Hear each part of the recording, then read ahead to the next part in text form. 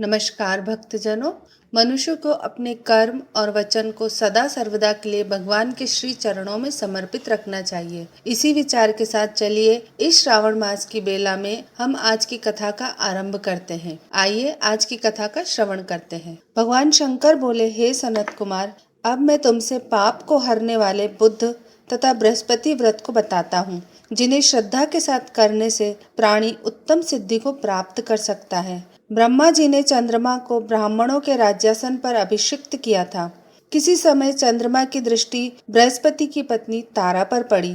तारा रमणीय रूप लावण्य संपन्न स्त्री थी। चंद्रमा उसके रूप लावण्य पर मोहित हो काम के वश में हो गए। चंद्रमा ने देवताओं की गुरु पत्नी को जबरदस्ती अपने घर में रख लिया। कुछ काल पश्चात उसे एक पुत्र पैदा हुआ। पुत्र का नाम बुद्ध रखा गया। बुद्ध विद्वान, रूपवान तथा सर्वगुण संपन्न था। देवगुरु बृहस्पति अपनी पत्नी को खोजते हुए चंद्रमा के निवास पर पहुंचे। वहां उन्होंने अपनी पत्नी तारा को देखा। बृहस्पति चंद्रमा से बोले, तुमने गुरु पत्नी के साथ गमन किया है, इस पाप से तुम कैसे बचोगे? इस महापाप की ओर तुम्हारी बुद्धि कैसे प्रवृत्त हो गई? अब तुम चुपचाप मेरी पत्नी को मुझे लौटा दो और तुम इस पाप से बचने के लिए प्रायश्चित करो। यदि तुम ऐसा नहीं करते हो तो मैं तुम्हारी शिकायत इंद्र से करूंगा। बृहस्पति के कहने पर भी चंद्रमा उनकी पत्नी को लौटाने को तैयार नहीं हुआ, तो देवगुरु ने राजा इंद्र से चंद्रमा की शिकायत कर दी। इसने मेरी पत्नी का अपहरण कर लिया है। हे इंद्र, आप देवराज है, आप चंद्रमा से कहकर मेरी पत्नी मुझे वापस दिलवाएं। ऐसा न करने पर चंद्रमा ने जो पाप किया है वह आपको लगेगा, क्योंकि राज्य का पाप शास्त्र के अनुसार राजा को ही भोगना पड़ता है। देवराज इंद्र ने चंद्रमा को बुलाया और उसे आज्ञा दी कि तुम देवगुरु बृहस्पति की पत्नी तारा को लौटा दो। किसी दूसरे की पत्नी के साथ गमन करने को पाप माना जाता है तथा गुरु पत्नी के साथ गमन करना महापाप है। देवराज इंद्र का आदेश पाकर चंद्रमा गुरु पत्नी तारा को बृहस्पति को लौटाने को तैयार हो गया, परंतु तारा से उत्पन्न अपना पुत्र मैं वापस नहीं करूंगा। चंद्रमा की बात सुनकर देवताओं को संशय हो गया कि यह किसका पुत्र है।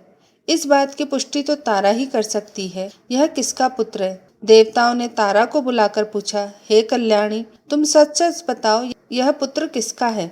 लज्जा युक्त होकर तारा ने कहा, यह बालक चंद्रमा का औरस तथा बृहस्पति का क्षेत्रज पुत्र है। अब जिसको ठीक समझे उसे इस बालक को सौंप दीजिए।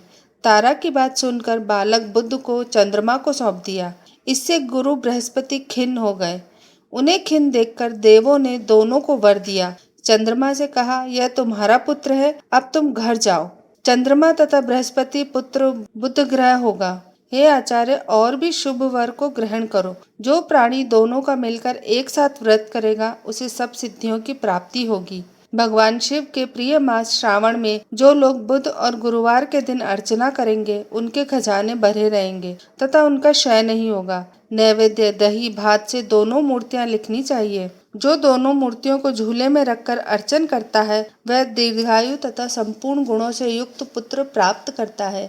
पाकशाला में लिखकर अर्चना करने से पाक वृद्धि और देवागार में लिखकर अर्चना करने से देव की दया होती है। सोने के कमरे में लिखकर अर्चना करने से पत्नी का वियोग कभी नहीं होता। इस प्रकार यथा स्थान पर उसका फल प्राप्त होता है। 7 वर्ष तक व्रत करने के पश्चात उसका उद्यापन करना चाहिए। उद्यापन में पहले रात में जागरण करें, सोने की प्रतिमा का निर्माण कर विधि पूर्वक अर्चन करें, षोडश उपचार द्वारा अर्चना कर हवन करें, तिल घी तथा खीर प्रज्वलित अग्नि में देनी चाहिए। चिंचिड़ा तथा पीपल की समिधाओं से हवन करके पूर्णाहुति डालनी चाहिए। इसके बाद मामा भांजे को भोजन कराकर अन्य ब्राह्मणों को भोजन कराना चाहिए। ब्राह्मणों को दक्षिणा देकर उन्हें हाथ जोड़कर विदा करने के बाद स्वयं भोजन करना चाहिए। इस प्रकार 7 वर्ष तक व्रत करने वाला प्राणी सब इच्छाओं को प्राप्त कर लेता है। जो विद्या की कामना करता है उसे विद्या की प्राप्ति होती है। वह वेदों और शास्त्रों का मर्म जान लेता है। उसे बुद्ध ज्ञान एवं गुरु बृहस्पति गुरुता प्रदान करते हैं। सनत कुमार ने भगवान शंकर से पूछा, आपने पहले मामा तथा भांजे को भोजन कराने का विधान बताया है, इसका कारण क्या है? भगवान शंकर ने कहा, हे सनत कुमार, पहले समय में मामा और भांजा दोनों दरिद्र थे। एक दिन दोनों भोजन के लिए घूमते घूमते एक सुंदर नगर में पहुंच गए। उन्होंने वहां प्रत्येक मकान में श्रावण के महीने में प्रत्येक वार का व्रत करते लोगों को देखा परंतु बुध और बृहस्पति का व्रत करते कहीं नहीं देखा। दोनों मामा भांजे ने बहुत समय तक आपस में विचार किया कि सब जगह सूर्य और अन्य वारों का व्रत तो हो रहा है, परंतु बुध और गुरु का व्रत देखने को नहीं मिला। अतः हम दोनों बुध और गुरु का व्रत करें तो अच्छा रहेगा, क्योंकि अभी तक किसी ने भी इन दोनों वारों का व्रत किया ही नहीं है। इसे हम करेंगे, लेकिन विधि विधान न जानने के कारण दोनों संशय में पड़ गए। तब रात्रि में उन्हें विधि विधान का स्वप्न में पता चल गया। स्वप्न से ज्ञात विधि द्वारा दोनों ने इस व्रत को किया। व्रत करने से वे धन धान्य से संपन्न हो गए। 7 वर्ष तक दोनों मामा भांजे व्रत को करते रहे और वे पुत्र पौत्र धन संपदा आदि से संपन्न हो गए। बुध और गुरु ने प्रत्यक्ष दर्शन देकर उन दोनों को वर दिया कि आप लोगों ने हमारे व्रत का सुविचार किया। आज से जो भी इस व्रत को करेगा और मामा भांजे को पहले भोजन कराएगा, वह उत्तम सिद्धियों को प्राप्त करेगा। इस प्रकार स्कंद पुराण के अंतर्गत ईश्वर सनत कुमार संवाद में श्रावण मास माहात्म्य में बुध गुरु व्रत कथन नामक 8वां अध्याय संपूर्ण हुआ। और यही थी हमारी आज की श्रावण मास की कथा। आशा है आज की ये कथा आपको अच्छी लगी होगी। इस श्रावण मास में आप भी बुधवार और गुरुवार के व्रत का पालन करने के लिए उत्साहित होंगे।